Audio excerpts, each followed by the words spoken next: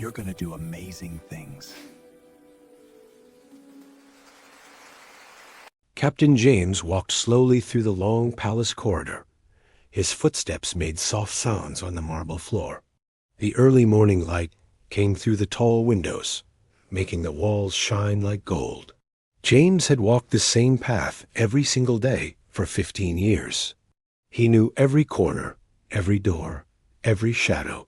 His job was to keep the palace safe. His job was to follow rules. His job was to never, ever break the rules. James was a tall man with strong shoulders and a serious face. His uniform was perfectly pressed. Not a single button was out of place. His shoes shone so brightly that you could see your face in them. He wore his uniform with pride because it meant something important. It meant he was a royal guard, one of the most trusted men in the entire palace. Every morning, he checked his appearance in the mirror. Straight tie, clean uniform, hair in perfect order.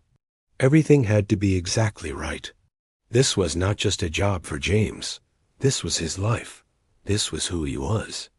The rules and discipline had made him strong. The rules had given him respect. The rules had given him purpose. The morning of the ceremony was like any other autumn day. The leaves outside were turning golden and red. The air was cool and fresh. But something was different about this day, though James did not know it yet. The palace was preparing for an important state ceremony. Important people would visit. Dignitaries from other countries would come.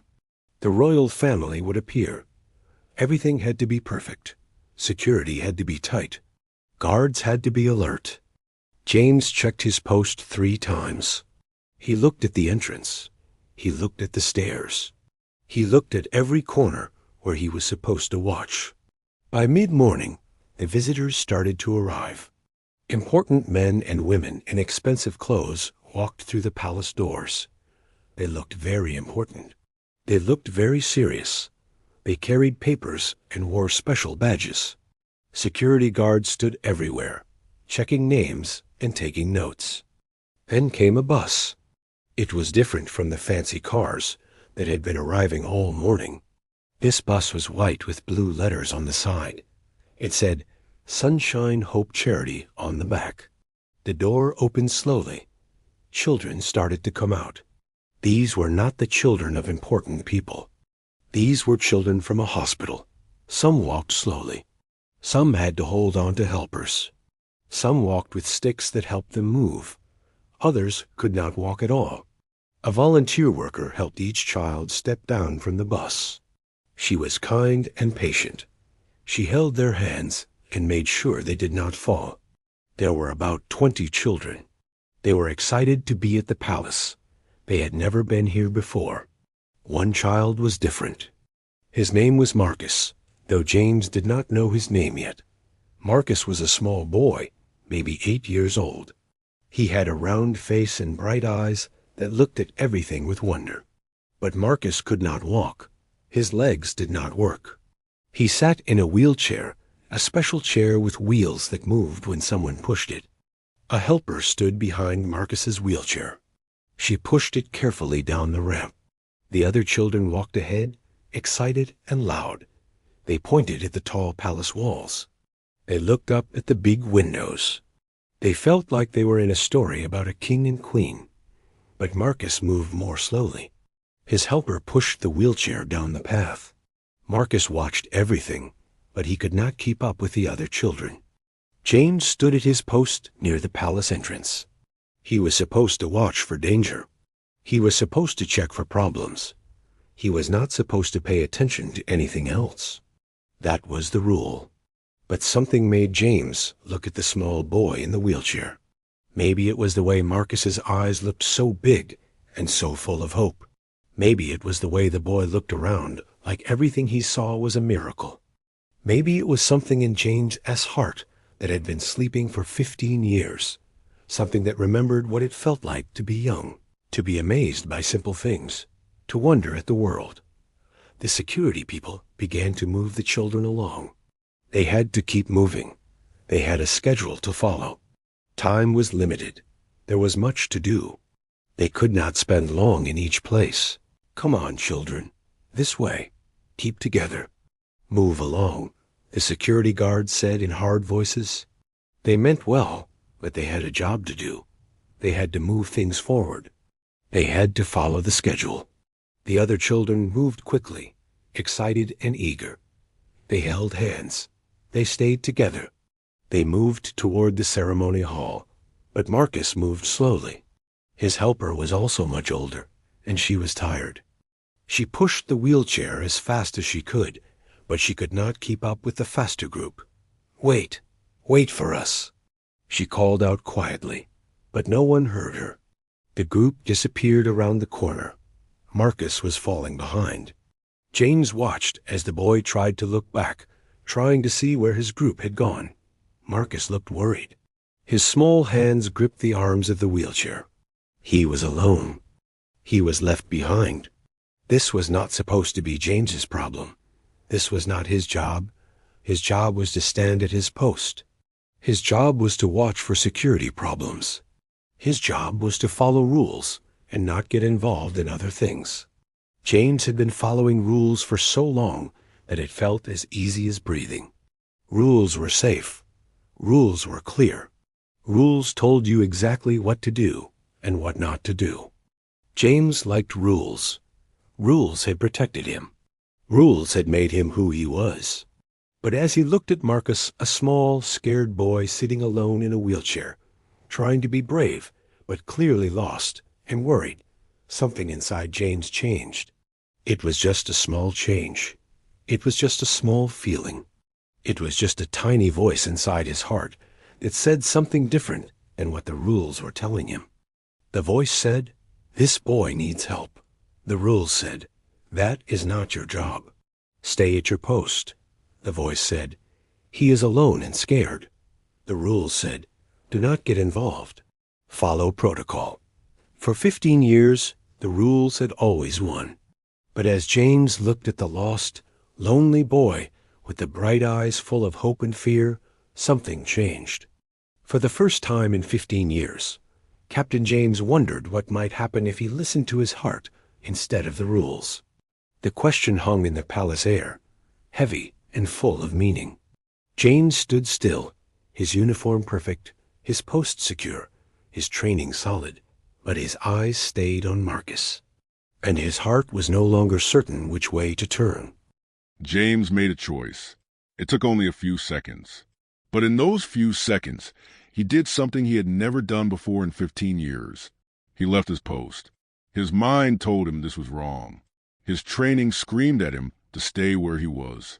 Every rule he had ever learned was telling him to remain at his position, but his feet were already moving. He walked quickly toward Marcus. He moved quietly so that nobody would notice. Nobody was watching him anyway. Everyone was busy with the ceremony. Everyone was focused on important things. Nobody paid attention to one guard leaving his post to help a lost boy. "Hello there," James said softly as he came near Marcus. His voice was gentle and kind. This was a voice Marcus had never heard from a guard before. The guards at the palace entrance had all been serious and busy. But this man's voice sounded different. It sounded warm. Marcus looked up. His eyes were a little wet. He had been trying not to cry, but he was scared. He did not know where his group had gone. He did not know what to do. "I'm lost," Marcus said quietly. "I don't know where everyone went." James knelt down beside the wheelchair. He got down to Marcus's level so they could look at each other properly. This was not something a royal guard usually did. Guards were supposed to stay standing. Guards were supposed to keep their distance. But James did not care about those things anymore. "Your name is Marcus, correct?" James asked gently. The boy nodded. "How did you know?" "I heard your helper call you that when you came off the bus," James said with a small smile. "And I know all about being lost. Sometimes even guards get lost in this big palace." This made Marcus feel better. He was not alone. The strong man understood. "The ceremony is still happening," James explained. "Your group went to the ceremony hall. It is a very long event. It takes many hours. They probably want to find seats and get comfortable." Marcus looked sad. I cannot move very fast. My helper is old. She gets tired. James felt something warm in his chest. This boy was not complaining. He was not angry. He was just being honest. He understood that other people got tired. He understood that sometimes things were difficult. You know what? James said, I think you are one of the bravest people in this entire palace. I am. Marcus asked, surprised. Why? Because you keep going even when things are hard. That takes real courage, James said, and he meant every word. The ceremony sounds continued from far away. James knew he was supposed to be at his post. He knew the clock was ticking, but he could not leave Marcus alone. Not yet. Then something happened. Marcus made a small sound, a sound of pain. Not big pain, but pain enough to make his face change. James saw this immediately. He was trained to notice small things. Small things could mean big problems. Marcus, what is wrong? James asked with concern in his voice. My leg brace, Marcus said, pointing down.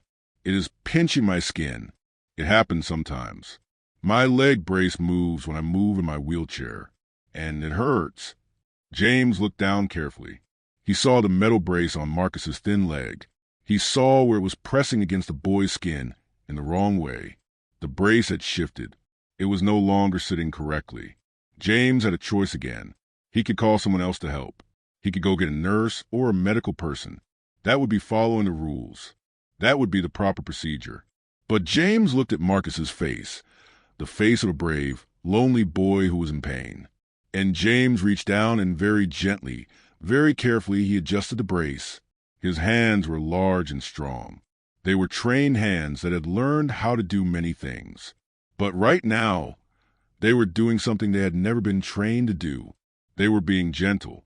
They were being caring. James moved the brace back to where it should be. He worked slowly and carefully so he would not hurt Marcus more. It took only a few minutes, but it felt important. It felt like the most important thing James had ever done. Is that better? He asked softly. Marcus nodded. Yes, thank you. It does not hurt now. Good, James said. He was still kneeling beside the wheelchair. His uniform was getting dusty from the palace floor. His polished shoes were getting scratched. He did not care. What is your name? Marcus asked. My name is Captain James, he replied. Are you a real captain? Marcus asked with wonder in his eyes. I suppose I am, James said. Thinking about this, I have been a captain for many years. I guard this palace. I keep people safe. That is a very important job, Marcus said seriously. Yes, it is, James agreed. But you know what? I think I just learned that there is something more important than my job sometimes. What is that? Marcus asked. Making sure that people like you are okay, James said. Making sure that when someone is alone and scared, there is somebody there to help them. That is more important than any job. Marcus smiled. It was a real smile, a happy smile, a smile that came from his heart. You are very kind, Marcus said. Are all the guards here kind? James thought about this question. He thought about all the years he had been a guard. He thought about all the time he had spent following rules and staying professional and keeping distance. I think, James said slowly, that all the guards here want to be kind. But sometimes the rules make it hard to be kind. Sometimes we get so busy following rules that we forget to remember that we are people too, and people can care about other people. I like you, Marcus said simply. James felt tears come in his eyes, but he did not let them fall. Instead, he put his hand gently on Marcus's shoulder. I like you too, Marcus, he said. You are a brave boy. You are kind. You notice things about people. Those are very good things to be. They sat together in the quiet corridor for a moment. The palace was busy in other places. The ceremony was still happening. Important people were probably wondering about things. Guards were probably following schedules and procedures. But here, in this quiet corner, something real was happening. Something that mattered more than procedures. Something that mattered more than rules. James heard footsteps coming. Someone was approaching. He knew he would have to stand up. He knew this moment would have to end. But he also knew something important had changed inside him. He was no longer the same man who had been standing at his post an hour ago. He was still Captain James. He still wore the uniform. He still had the training. But now he knew something else. He knew that sometimes rules were not enough. Sometimes a person's heart had to matter more than a person's job. Marcus looked at James with those bright, hopeful eyes, and James made another choice. He made the choice to keep breaking rules if it meant helping this boy. He did not know yet what that would cost him. He did not know what would happen next. He only knew that he could never go back to being the man he was before. Time was running out. James could feel it. The ceremony was reaching its final part. In just a few minutes, the royal family would make their grand entrance into the main hall. That was the schedule.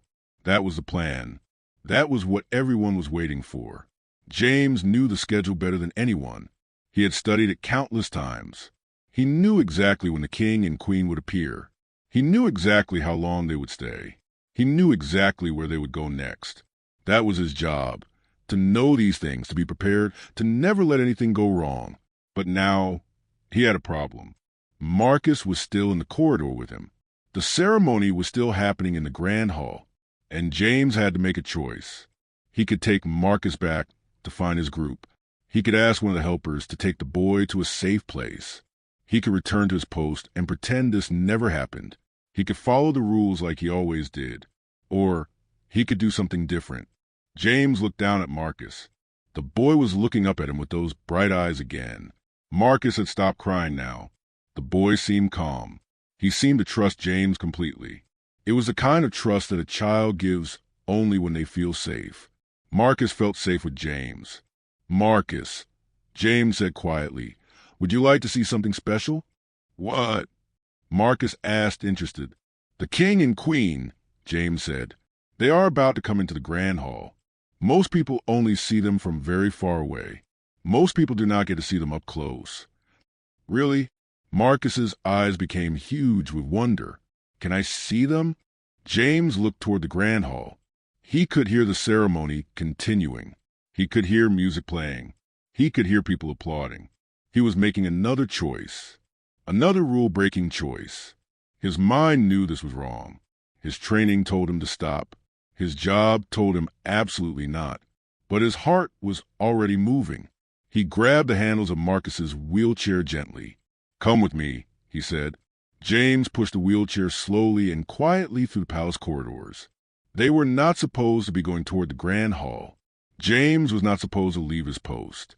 Marcus was not supposed to be in this place without official permission. Everything about what James was doing was against the rules. But James had stopped caring about the rules. They moved through the shadows of the palace. James knew the hidden paths. He knew the ways that few people knew. He had walked these halls for 15 years. He knew where to go without being noticed. As they got closer to the grand hall, James could hear the ceremony more clearly. There were hundreds of people inside. There were cameras and important visitors. There were security people everywhere. This was madness.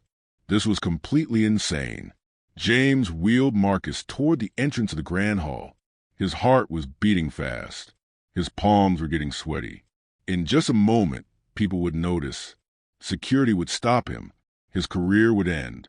But then he heard it. A trumpet played a special song. It was the royal announcement song. It meant the king and queen were coming. It meant the most important moment was here. James made his final choice. He pushed Marcus's wheelchair into the grand hall just as the royal couple appeared. There was a second of silence. Then gasps. Shocked, surprised gasps from everyone in the room. The king and queen were walking toward their special place. They wore beautiful clothes. They wore crowns made of gold. They looked exactly like what a king and queen should look like, important, powerful, magnificent. But then they saw Marcus. The king paused. The queen stopped walking. Guards started moving quickly. Security people reached for their radios. Everyone was confused. What was happening? Why was a child in a wheelchair in the middle of the grand hall? James stood very still. He knew what was coming. He knew he was finished. But the king did something nobody expected. He smiled. Then the king did something even more shocking. He walked away from his planned path. He walked directly toward Marcus. The Queen followed him. Security guards looked at each other, confused.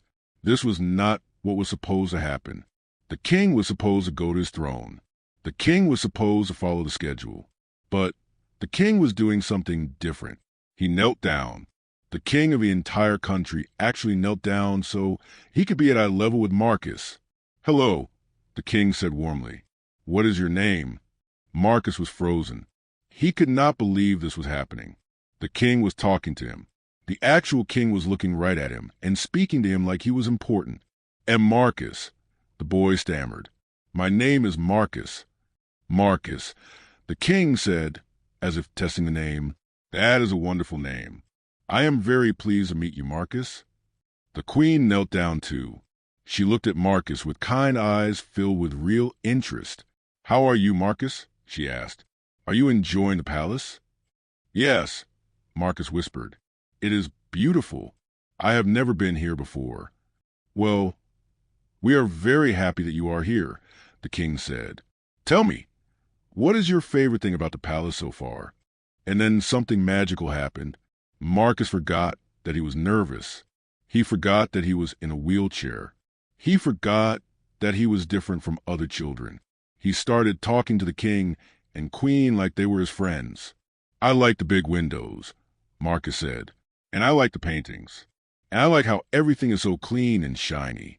"Those are excellent observations," the king said, genuinely interested. "You have a good eye for beauty." The ceremony had completely stopped. The schedule was ruined. Important people were standing and waiting. Security was confused. Cameras were filming. Everything that was supposed to happen had stopped happening. Nobody moved. Nobody said anything.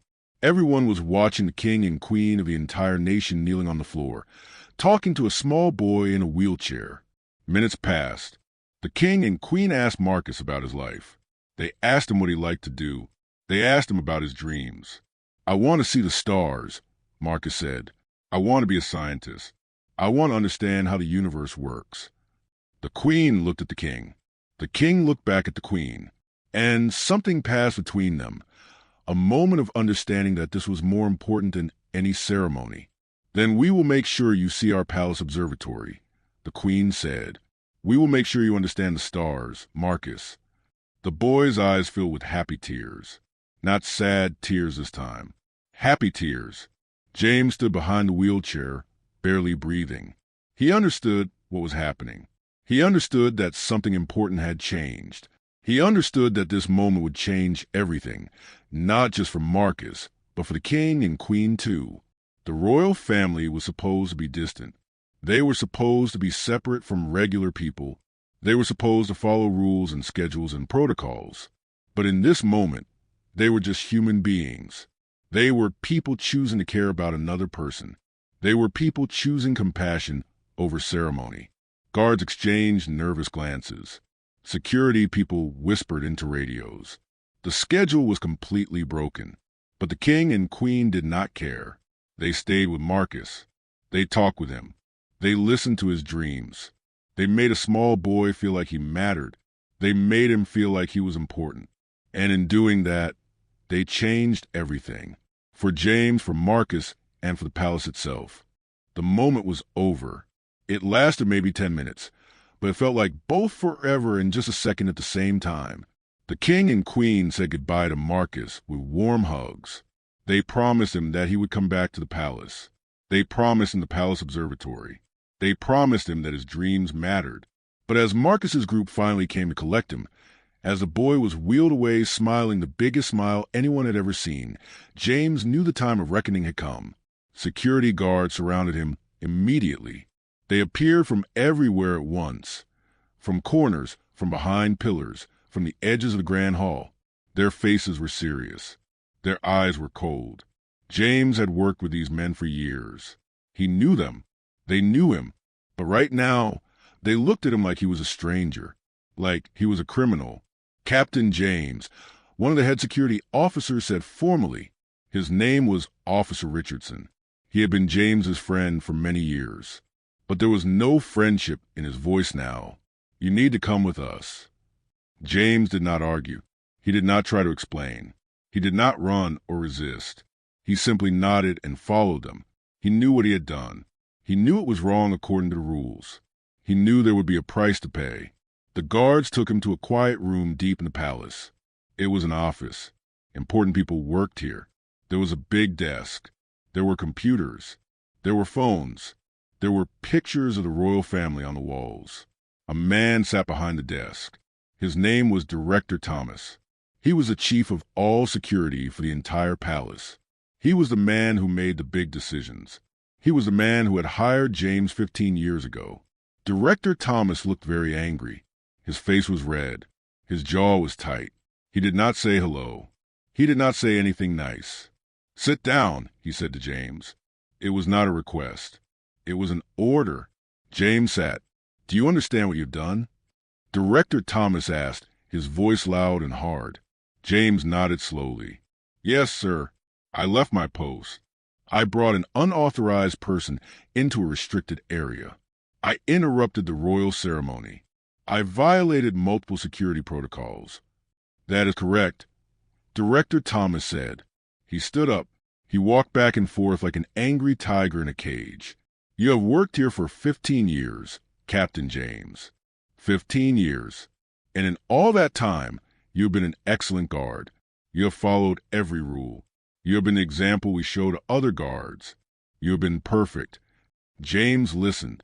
He knew this was the beginning of the end. "And today," Director Thomas continued, "you threw all of that away. You risked the safety of the royal family. You risked the security of this entire palace. You put a child in danger by bringing him into an unsecured area.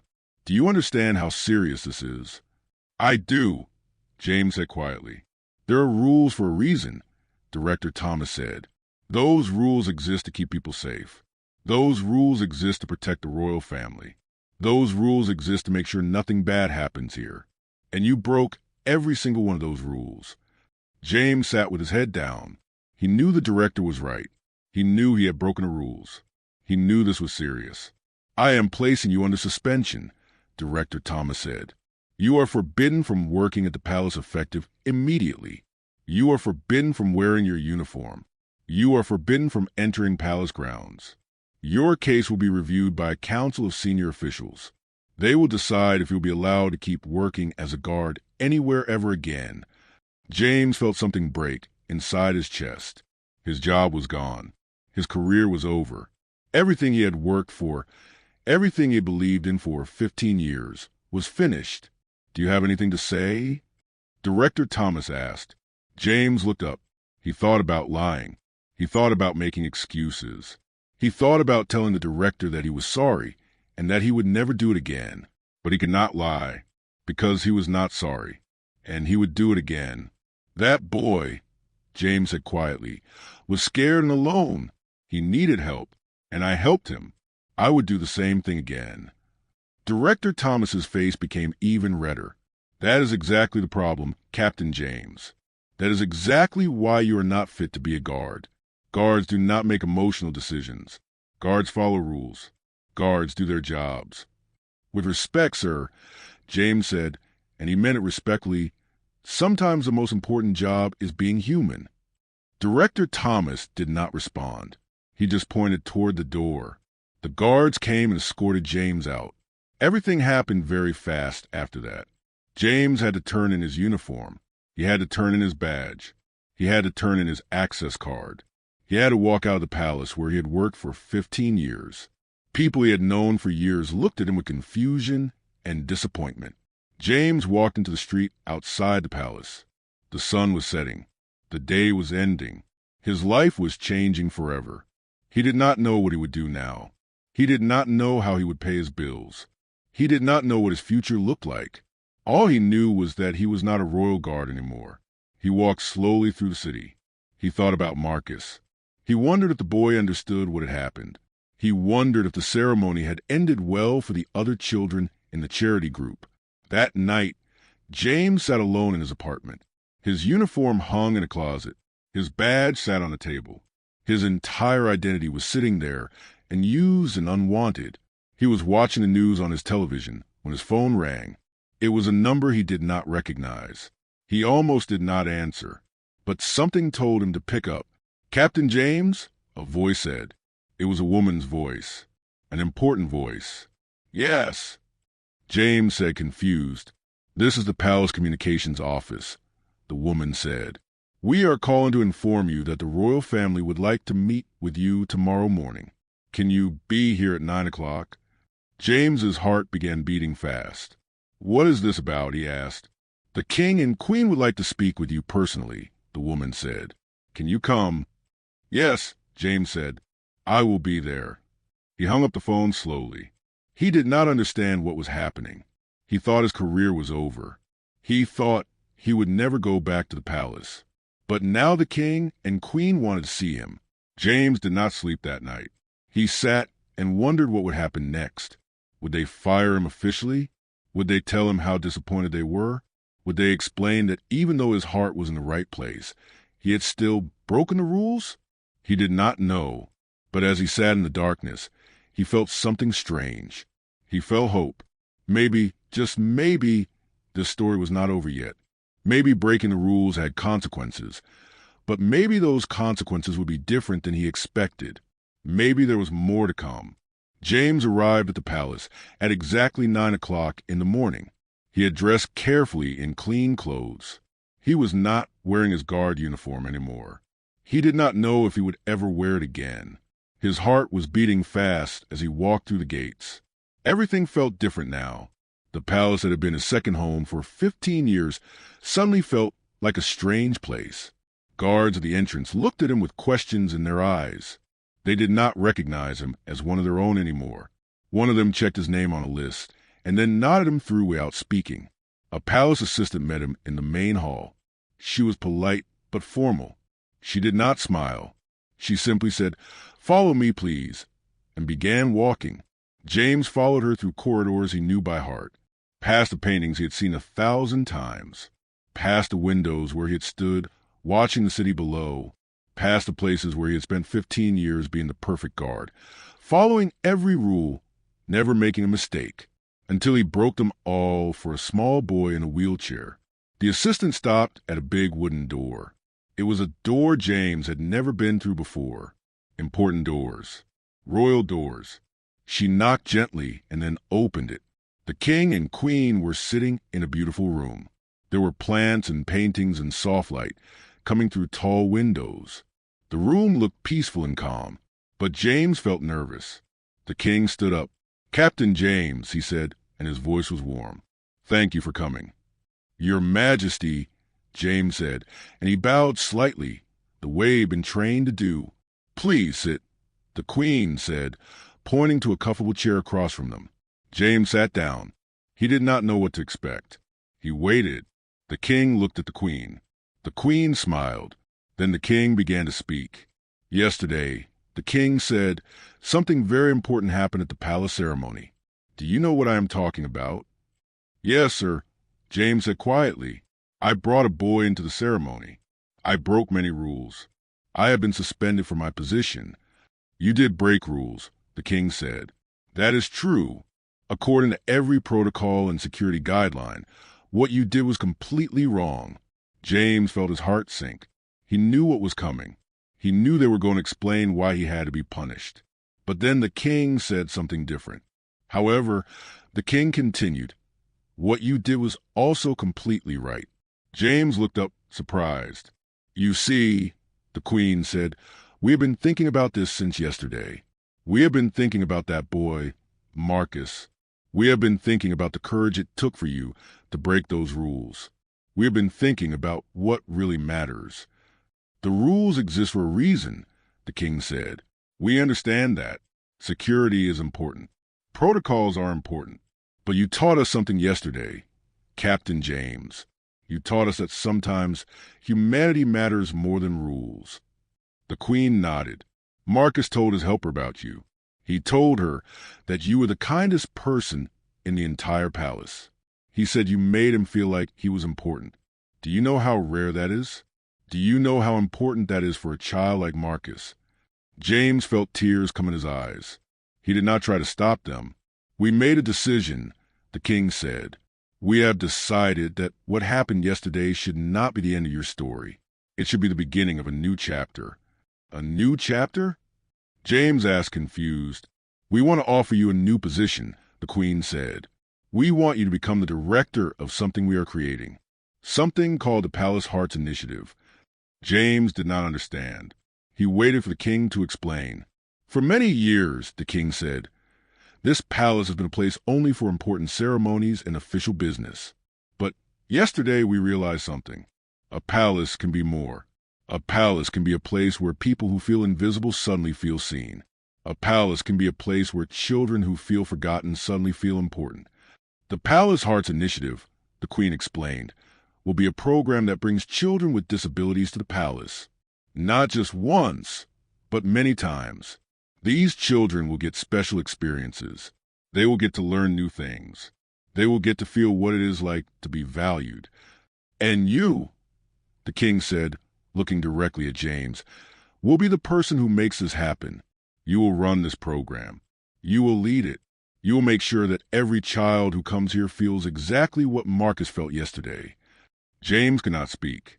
He could not believe what he was hearing. But there is more, the Queen said with a smile. Marcus specifically asked if he could come back. He wants to see the observatory. He wants to learn about the stars. So we are offering him a special scholarship. He will visit the palace every month. He will work with our scientists. He will learn about astronomy and space. And he has another title now, too, the king said. He is the honorary young ambassador of the Palace Hearts Initiative. He will help us learn what other children need. He will be the voice of the children we serve. James felt something break open inside him, something that had been closed for a long time, a happiness so big that it almost hurt. I do not know what to say, James said. Say yes, the Queen said. Say yes to leading this initiative. Say yes to breaking more rules, if you need to. Say yes to helping more children feel what Marcus felt. But what about my suspension? James asked, what about Director Thomas? The king smiled. Director Thomas has been educated about the bigger picture. He understands that sometimes the best security is a happy and safe community. He has agreed to support this new program. Your suspension has been lifted. Your record has been cleared. You are not just forgiven, you are appreciated. James stood up without thinking. His legs just moved him up. His hands covered his face. Tears were flowing now. Real tears. Happy tears. Thank you, he said. Thank you so much. The Queen came over and put her hand on his shoulder. No, Captain James. Thank you. You have taught us an important lesson. You have shown us that rules are important. But people are more important. You have shown us that one person's courage can change everything. 3 months later, the palace courtyard was filled with children. Children in wheelchairs. Children with canes. Children with hearing aids. Children with all kinds of differences. They were here for the Palace Hearts Initiative. James stood at the entrance, welcoming each child personally. He wore a new uniform, not the old security guard uniform, but a special uniform for his new position, director of the Palace Hearts Initiative. Marcus was there, of course. He was with a group of children heading to the observatory. The palace scientist was walking with them, explaining the stars. Marcus was smiling the biggest smile anyone had ever seen. When Marcus saw James, the boy called out, Captain James! Captain James! Come see the stars with us. But what about my suspension? James asked, what about Director Thomas? The king smiled. Director Thomas has been educated about the bigger picture. He understands that sometimes the best security is a happy and safe community. He has agreed to support this new program. Your suspension has been lifted. Your record has been cleared. You are not just forgiven, you are appreciated. James stood up without thinking. His legs just moved him up. His hands covered his face. Tears were flowing now. Real tears. Happy tears. Thank you, he said. Thank you so much. The Queen came over and put her hand on his shoulder. No, Captain James. Thank you. You have taught us an important lesson. You have shown us that rules are important, but people are more important. You have shown us that one person's courage can change everything.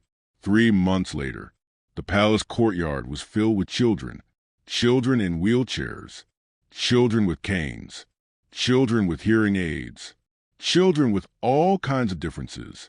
They were here for the Palace Hearts Initiative. James stood at the entrance, welcoming each child personally. He wore a new uniform, not the old security guard uniform, but a special uniform for his new position. Director of the Palace Hearts Initiative. Marcus was there, of course. He was with a group of children heading to the observatory. The palace scientist was walking with them, explaining the stars.